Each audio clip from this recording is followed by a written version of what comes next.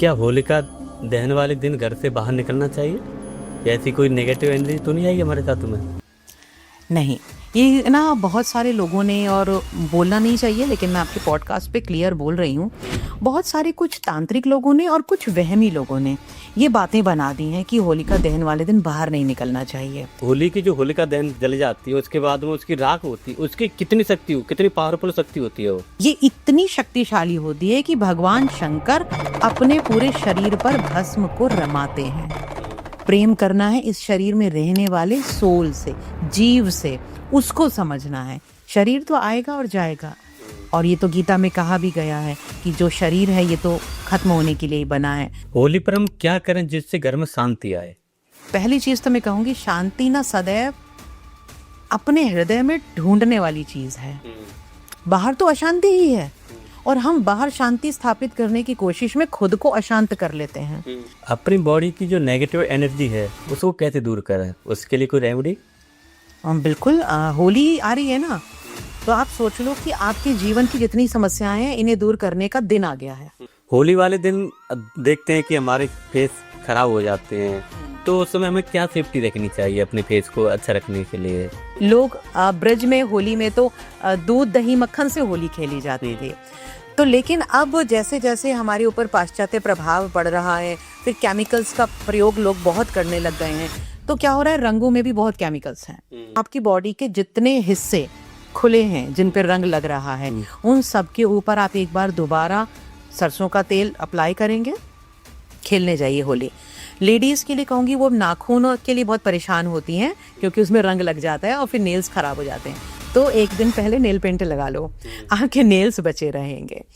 होली हमें क्या सिखाती है, प्रेम या नफरत? होली के दिन हमें कौन सा रंग लगाना चाहिए, लाना चाहिए जिससे हमारे घर में शांति आए?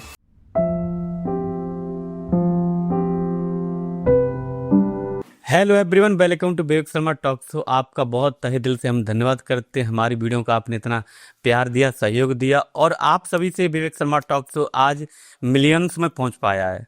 ये आप सभी का प्यार है, सहयोग है, और आप सभी का इतना हृदय से आपने जो हमें इतना प्यार, मैं आपको बार बार कह रहा हूं, प्यार दिया, इसका मैं आपका तहे दिल से, मेरी पूरी टीम आपका धन्यवाद करती है। और हम आशा करते हैं कि आप ऐसे हमें प्यार करते रहें। हम आपके लिए कुछ न कुछ एक ऐसी सोच लेके आएंगे, ऐसा ज्ञान लेके आएंगे जिसमें कोई मित ना हो।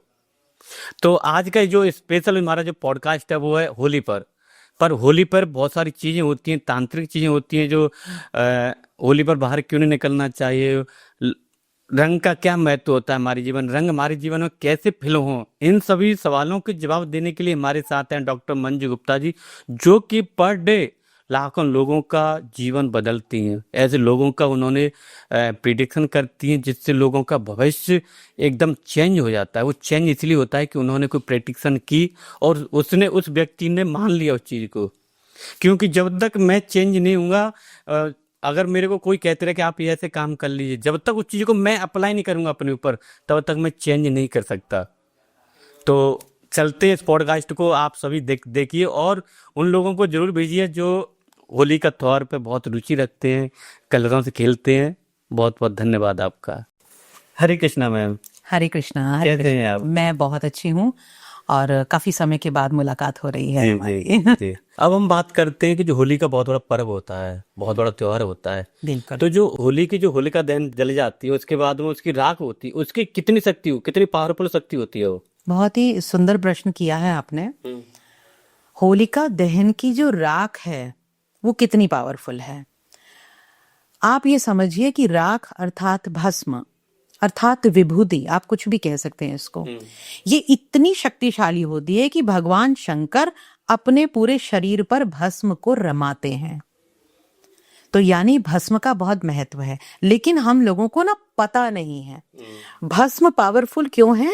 क्योंकि भस्म हमें एहसास दिलाती है सब कुछ अंत में भस्म होना है, और भस्म होने के बाद ही एक नया जन्म होना है। क्योंकि हमारी सनातन परंपरा अवतारवाद में, पुनर्जन्म में विश्वास रखती है, और सच्चाई यही है।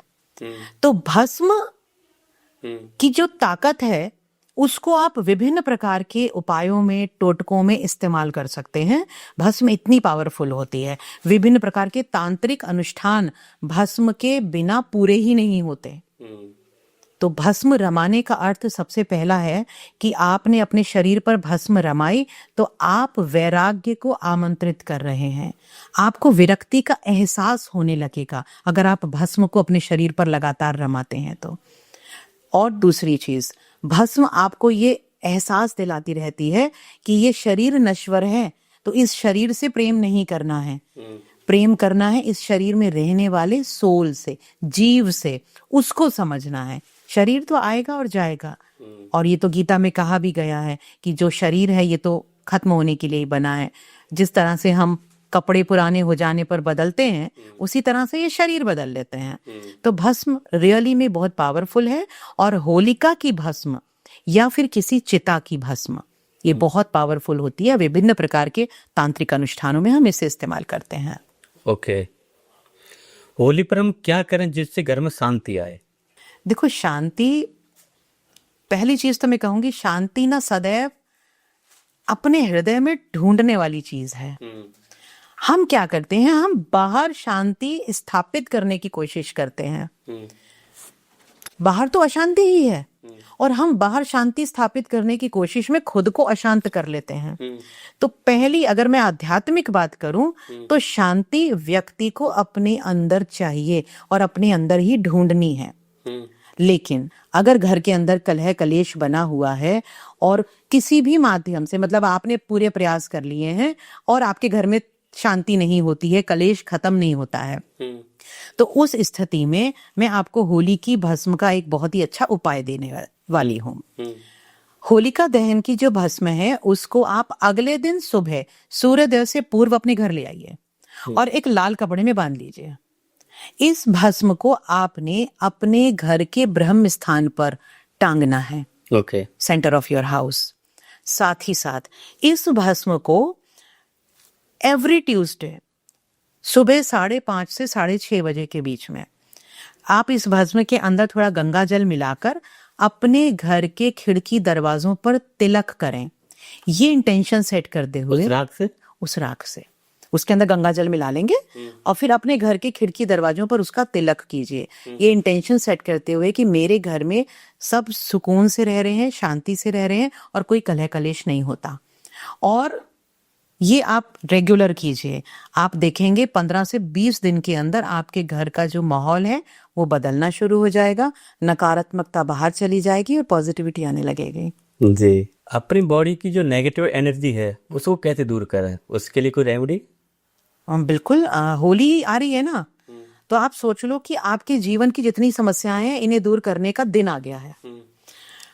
आपको अपनी बॉडी में जो भी नेगेटिव एनर्जीज हैं उनको अगर दूर करना है तो होलिका दहन वाले दिन सुबह नहाने से पहले आप बेसन और हल्दी का एक उपटन बनाएंगे, उसको अपनी पूरी बॉडी पर लगाएंगे, लेप बना लेंगे, पूरी बॉडी पर लगा लेंगे। पूरी बॉडी पे लगाने के बाद आपने चेस्ट के ऊपर उंगली से ओम का निशान बनाना है और एक बनाना है स्वास्तिक का निशान। थोड़ा उसे सूखने देंगे। जब वो सूख जाएगा तो उसे रगड़ कर उतारेंगे। रगड़ कर उतारते हुए इंटेंशन सेट करेंगे कि जितनी भी नेगेटिविटी मेरी एनर्जी, मेरी बॉडी में, मेरे ऑरा में थी, वो इस उपटन में आ गई है। इसको सारे को झाड़ कर एकत्रित करना है। मतलब आपको बाथरूम में बहाना नहीं है, इसको सारी बॉडी से उतार के आप इकट्ठा करेंगे। इकट्ठा करके लाल कपड़े में बांधेंगे इसको, और जब शाम को होलिका दहन होगा आप इस पोटली को होलिका दहन में अर्पित कर देंगे। आपके शरीर की जितनी भी नेगेटिविटी थी वो होलिका दहन की अग्नि में खत्म हो जाएगी, स्वाहा हो जाएगी। और you will feel the change from the next day. अगले दिन से आपको महसूस होने लगेगा कि आपकी एनर्जी बहुत पॉजिटिव हो गई है, बहुत आप एनर्जेटिक फील करने लगोगे, उत्साह से भरा हुआ फील करोगे, मतलब शरीर हल्का होना शुरू हो जाएगा। बिल्कुल, शरीर हल्का होने लगेगा। क्या होलिका दहन वाले दिन घर से बाहर निकलना चाहिए, या ऐसी कोई नेगेटिव एनर्जी तो नहीं आएगी हमारे साथ में? नहीं, ये ना बहुत सारे लोगों ने, और बोलना नहीं चाहिए लेकिन मैं आपके पॉडकास्ट पे क्लियर बोल रही हूँ, बहुत सारे कुछ तांत्रिक लोगों ने और कुछ वहमी लोगों ने ये बातें बना दी हैं कि होलिका दहन वाले दिन बाहर नहीं निकलना चाहिए या कोई नेगेटिव एनर्जी हम पर आ जाएगी। तो देखिए, होलिका जो दहन हम करते हैं, it's not a negative thing, ये कोई नकारात्मक चीज नहीं है, ये नकारात्मक अग्नि नहीं है। होलिका दहन अपने आप में एक बहुत ही पवित्र रिचुअल है जो हमको ये एहसास दिलाता है कि जिंदगी का सब कुछ नश्वर है। तो जब सब कुछ नश्वर है तो डरना किससे? सब कुछ क्षणभंगुर है तो डरना किससे? तो बिल्कुल ही जिसके भी मन के अंदर ये भाव आता है कि बाहर नहीं निकलना चाहिए, मैं कहूंगी बिल्कुल गलत भाव है। आप खूब बाहर निकलिए, आप होलिका जी के दर्शन कीजिए, कोई इशू नहीं है। होली वाले दिन देखते हैं कि हमारे फेस खराब हो जाते हैं, तो उस समय हमें क्या सेफ्टी रखनी चाहिए अपने फेस को अच्छा रखने के लिए? देखो, ये वाली बात तो आपने बहुत सही प्रश्न किया है। एक्चुअली जब पहले होली खेली जाती थी ना, तब लोग टेसू के रंग लगाते थे, टेसू के फूलों से खेलते थे, या फिर जो रोली है, कुमकुम है, अबीर है, उससे होली खेली जाती थी। लोग ब्रज में होली में तो दूध दही मक्खन से होली खेली जाती थी। तो लेकिन अब जैसे जैसे हमारे ऊपर पाश्चात्य प्रभाव बढ़ रहा है, फिर केमिकल्स का प्रयोग लोग बहुत करने लग गए हैं, तो क्या हो रहा है, रंगों में भी बहुत केमिकल्स हैं। तो पहली चीज तो मैं ये कहूंगी कि देखो, जितना हो सके हर्बल कलर्स यूज करो, और अगर आप घर में बना सकते हो रंग, तो आप घर में रंग बनाओ। देखो, घर में रंग बनाने के लिए आपके पास सबसे सुंदर चीज आ रही है आजकल, तो एक काली गाजर आती है, बहुत सुंदर रंग बनता है। चुकंदर, बीट रूट, इसका कलर बहुत ही सुंदर होता है। गुड़हल के फूल, इसका कलर बहुत सुंदर होता है। हल्दी को यूज कर सकते हो, कुमकुम को यूज कर सकते हो। तो आप ये हर्बल चीजें यूज करो। पर फिर भी अगर आप ये यूज नहीं करना चाहते हो, तो आप मार्केट से भी जो कलर्स लेंगे वो नेचुरल कलर्स लेंगे। इसके अलावा अपनी क्या तैयारी करनी चाहिए, तो आपको होली जिस दिन आप खेलने जा रहे हो, उससे पहले आप अपनी पूरी बॉडी पर रात के समय भी सरसों के तेल की मसाज कीजिए।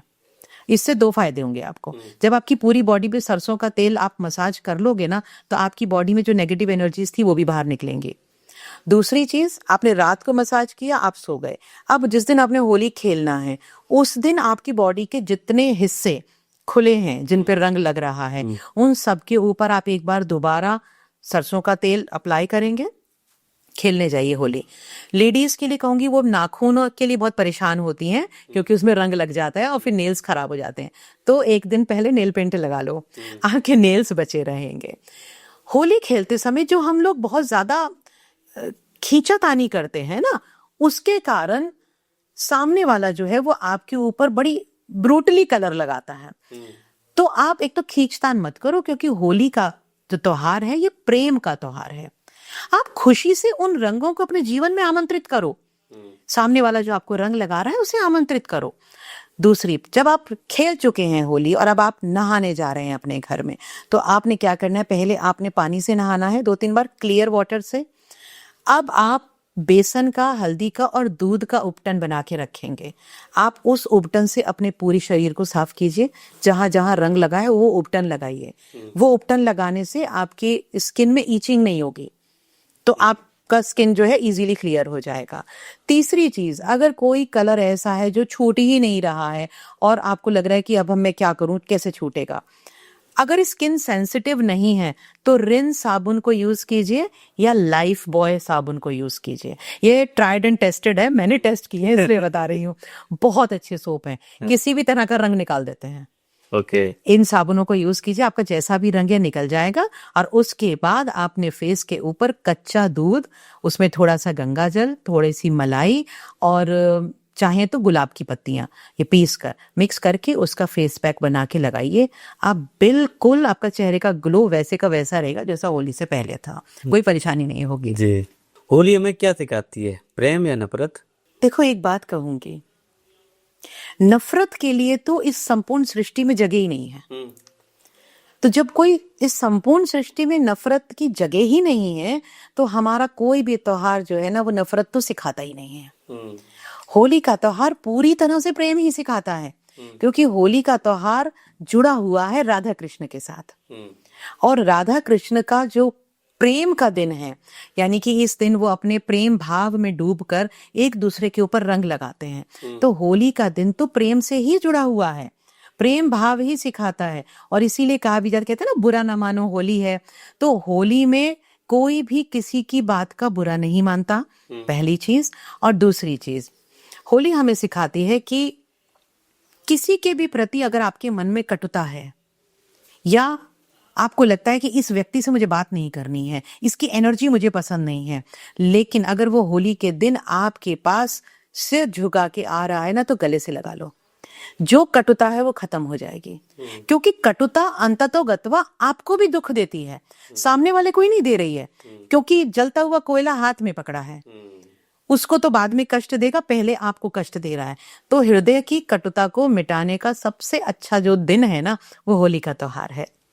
तो प्रेम की बरसात होती है, राधा कृष्ण के प्रेम में डूबने का दिन है, और तो और सच कहें तो इस दिन राधा कृष्ण का रास का भी दिन है। तो प्रेम का आनंद लीजिए और होली मनाइए। जी जी। नफरतों में क्या रखा है? नफरतों में तो कुछ है ही नहीं। बिल्कुल। वो मैंने एक लाइन बोली थी कि मेरे को ये पता नहीं वो सर याद रह जाती है कि हम किसी से ईर्ष्या कर रहे हैं, नफरत कर रहे हैं, जाने क्या क्या कर रहे हैं, लोग से जल रहे हैं। अरे एक दिन राख हो जाना है, फिर क्यों किसी से नफरत करनी है? बिल्कुल सही बात। यहाँ आए प्रेम से रहो, प्रेम से जीने तो लोगों को। जीवन आप सोचो ना, ये जो जन्म मिला है, ये जन्म ही प्रेम की परिणति है। आपका मेरा जो जन्म हुआ है वो प्रेम की परिणति है ना। तो हमारी इस संपूर्ण सृष्टि में नफरत की कोई स्थान नहीं है। तो नफरत तो करनी ही नहीं है किसी से। और आप एक बात मान लीजिए, जिसके भी हृदय में नफरत है वो सामने वाले को कष्ट नहीं दे रहा है, तो अपने को स्वयं दे, वो खुद को कष्ट दे रहा है। और आप खुद पाएंगे जो लोग नफरत से जीते हैं, आप उनका चेहरा देख लीजिए, चेहरा ही नेगेटिव हो जाता है उनका, उनके चेहरे पे ग्लो नहीं रहता, वो हमेशा आपको चिड़चिड़े दिखेंगे, फ्रस्ट्रेटेड दिखेंगे। तो बेसिकली वो दूसरे के कारण परेशान नहीं है, वो खुद की नफरत के कारण परेशान है। तो नफरत के लिए हमारे जीवन में स्थान है ही नहीं। तो होलिका की अग्नि में ना जो भी नफरत है उसे स्वाहा करो और नया जीवन लो। होली के दिन हमें कौन सा रंग लगाना चाहिए, लाना चाहिए, जैसे हमारे घर में शांति आए? कितना सुंदर प्रश्न है ये वैसे। और तो मैं रंगों के बारे में बताती हूँ थोड़ा सा आपको, इससे क्लियर हो जाएगा कि हमें किस चीज की रिक्वायरमेंट है। अगर हमारे घर में तरक्की रुकी हुई है, जैसे बच्चों का प्रमोशन नहीं हो रहा है, या पढ़ाई में मन नहीं लग रहा है, बच्चे पढ़ाई में फोकस नहीं कर पाते हैं, किसी की शादी अटकी हुई है, तो ऐसे में पीला रंग लेकर आओ। अच्छा। पीला रंग जुपिटर का रंग है। ओके। तो और एक दूसरे को पीला रंग लगाओ। मान लीजिए कि कहीं किसी घर में ऐसा है कि आत्मविश्वास की कमी है, बच्चे जो हैं कहीं पर भी खड़े होकर अच्छे से बोल नहीं पाते, मंच का फियर होता है लोगों में, अपनी बात नहीं रख पाते हैं, या उनको लगता है कोई भी नया काम शुरू करने से पहले डर जाते हैं कि मैं सफल नहीं होऊंगा। तो इस तरह का अगर करेज की कमी है, कॉन्फिडेंस की कमी है, तो लाल रंग यूज कीजिए। बहुत से लोग बोलते हैं कि लाल रंग प्रेम का रंग है, लेकिन मैं ये कहूंगी कि अगर प्रेम का रंग आपको चाहिए, कि प्रेम में कमी है घर के अंदर, आपसी सद्भाव नहीं है, सौहार्द नहीं है, तो गुलाबी रंग यूज कीजिए। क्योंकि लाल रंग कहीं ना कहीं क्रोध को भी बढ़ाता है। तो कहीं भी किसी भी सिचुएशन में अगर प्रेम और सद्भाव की कमी है तो गुलाबी रंग को इस्तेमाल करना चाहिए।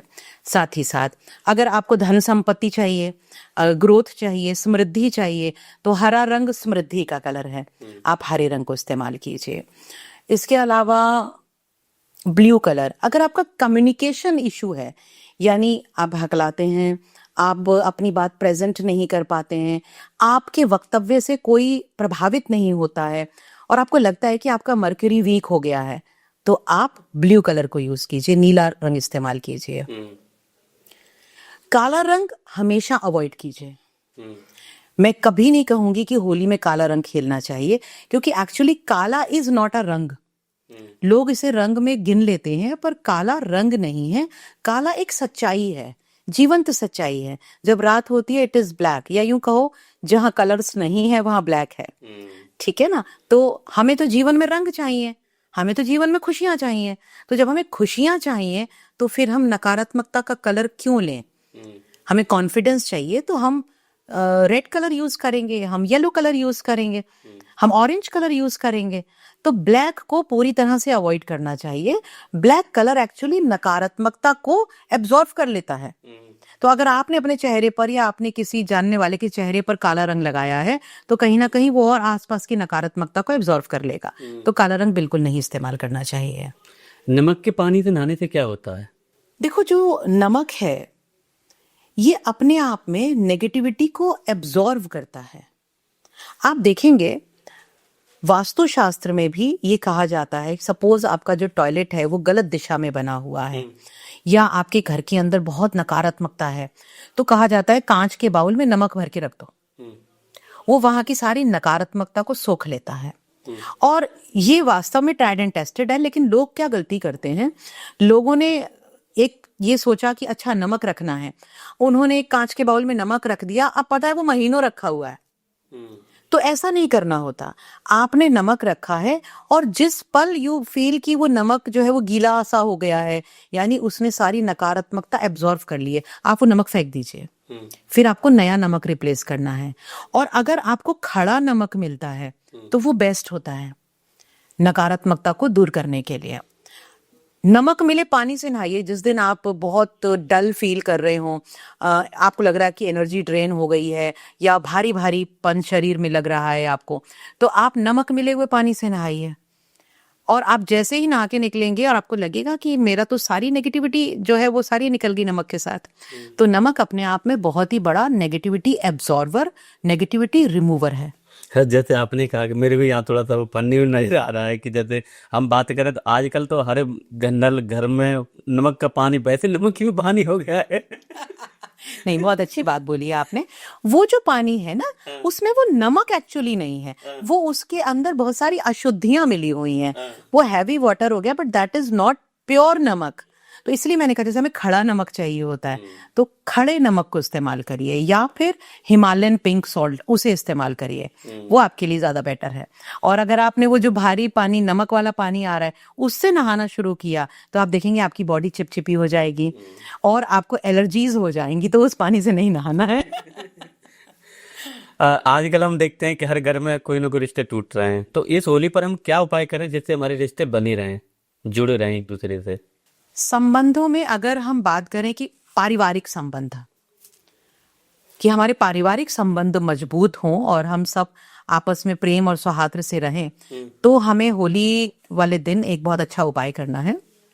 होली वाले दिन एक पान का पत्ता लेंगे, जिस दिन होली जलती है, पान का पत्ता लेंगे, पान के पत्ते में हम एक बताशा रखेंगे और जितने लोग हैं घर में, 4 लोग हैं, 5 लोग हैं, 6 लोग हैं, उन सबका नाम लेते हुए बताशे में एक एक लौंग लगाएंगे। तो 5 लोग हैं तो 5 लौंग लगानी है, 6 लोग हैं तो 6 लौंग लगानी है।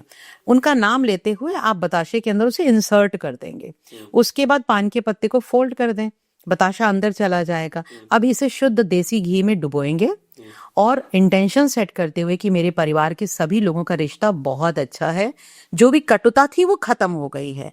आप इस पान के पत्ते को होलिका दहन में डाल दीजिए, आहुति दे दीजिए और साथ ही साथ इंटेंशन सेट कर दीजिए कि सारी नकारात्मकता, सारी कटुता, सारा द्वेष खत्म हो गया है और आप फिर बदलाव देखेंगे अपने परिवार में। लेकिन इसके साथ एक बात जरूर कहूंगी, देखो उपाय अपने स्थान पर होते हैं, परंतु एज अ लाइफ कोच मैंने महसूस किया है जितना बदलाव हम अपने बिहेवियर में लेकर आएंगे अपने परिवारजनों के साथ, हमारा रिश्ता उतना मजबूत होगा। हमारी दिक्कतें कहाँ हैं? हमारी दिक्कतें हैं हमारा अहंकार। बिल्कुल।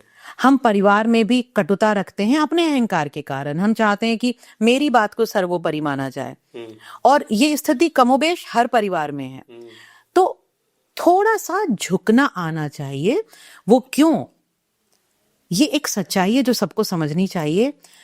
परिवार में मान लीजिए हस्बैंड वाइफ की बात हो रही है, तो शादी आपकी चॉइस थी। देखो माँ बाप जो मिलते हैं वो आपकी चॉइस नहीं होते हैं, लेकिन शादी आपकी चॉइस है। तो जो आपकी चॉइस है उसे निभाना आपकी जिम्मेदारी है। तो जब आपकी जिम्मेदारी है तो फिर जहां कॉम्प्रोमाइज करना पड़ता है वहां कॉम्प्रोमाइज करो। सामने वाले को फ्रीडम भी दो, क्योंकि आपका जो पार्टनर है, जो स्पाउस है, उसकी भी एक अलग इंडिविजुअलिटी है। लेकिन कई स्थितियों में मैंने देखा है कि पार्टनर जो है ना, वो अपने स्पाउस को बहुत दबाने की कोशिश करते हैं। तो अगर आप बहुत दबाने की कोशिश करते हो अपने स्पाउस को, तो रिश्ता खराब ही होगा ना। और मैं देख रही हूँ, आप देखो ना कोर्टों में कितने तलाक के केस पड़े हुए हैं। 3-3, 4-4 महीने की शादी होती है और बच्चों में सेपरेशन हो जाते हैं। उसका रीजन ही ये है कि हम अधिकार मानने लगते हैं। किसी भी जीवन पर हमारा अधिकार नहीं है। नहीं। अब ये बात अगर माँ बाप भी सोच लेंगे कि बच्चों के जीवन पर अधिकार नहीं है, जब तक बच्चा छोटा था वो लालन पालन करना आपकी जिम्मेदारी थी, कर्तव्य था। वो कर्तव्य था, आपने किया, लेकिन बच्चे के जीवन पे आपका अधिकार नहीं है। तो जैसे माँ बाप अगर ये बात समझ जाएंगे और बच्चे की रोका टोकी छोड़ देंगे, जरूरत पर डोका टोकी करो, पर आप देखो ना आजकल 30-30 साल के बच्चों को माँ बाप रोका टोकी कर रहे हैं। कलेश क्यों है? इसीलिए तो है कि आप छोटे, मतलब 30 साल का बच्चा है, आपके घर में बहू है, 18 साल का बच्चा है, 20 साल का बच्चा है, आप उसको भी अपने तरीके से चलाने का प्रयास कर रहे हैं। या जेठ जेठा, मतलब जेठ हैं, ननद हैं, क्यों लड़ाइयां हैं? एक दूसरे की पर्सनालिटी को बर्दाश्त नहीं कर पा रहे हैं, चाहते हैं वो मेरे अनुसार चले। तो कलेश हमेशा वहां होता है जहां व्यक्ति ये चाहता है कि सामने वाला मेरे अनुसार चले। इट मीन्स आप उसे कंट्रोल करने की कोशिश कर रहे हो। तो कंट्रोल छोड़ दो। जैसे ही आप जीवन में कंट्रोल छोड़ेंगे आपका जीवन स्मूथ हो जाएगा। पतंग उड़ाते हैं ना हम, बिल्कुल। तो आप जब पतंग को ढील देते हो तो पतंग ऊपर जाती है, जैसे ही तानते हो पतंग कट जाती है। तो ये समझनी होगा हमें कि आपने बहुत ज्यादा कंट्रोल नहीं करना है अपने परिवार पे, अपने बच्चों पे। कंट्रोल छोड़ दोगे ना तो जीवन वैसे ही सुखमय हो जाएगा।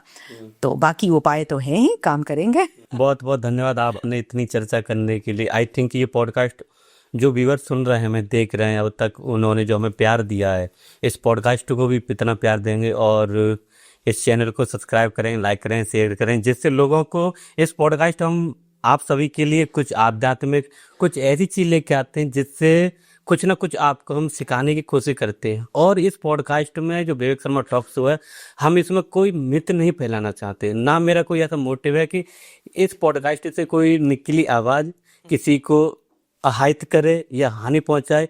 हमारा ऐसा किसी भी प्रकार का मोटिव नहीं है। और मेरा व्यक्तिगत ऐसा मानना है कि जो पॉडकास्ट और कर रहे हैं, बड़े बड़े पॉडकास्ट करते हैं, तो बड़ा पॉडकास्ट कोई नहीं होता, बड़ा होता है उस व्यक्ति की सोच।